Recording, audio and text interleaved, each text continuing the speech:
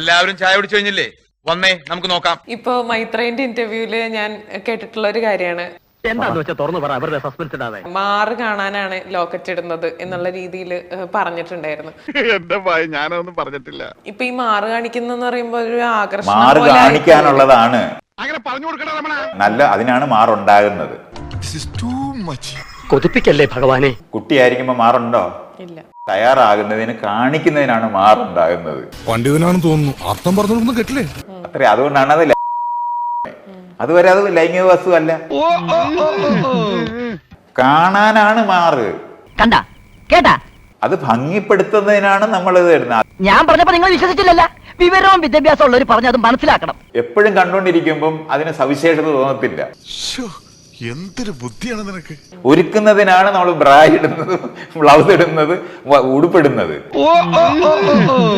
അപ്പൊ ഇത് ഊരി നോക്കാനുള്ള കൗതുകം കൂട്ടും.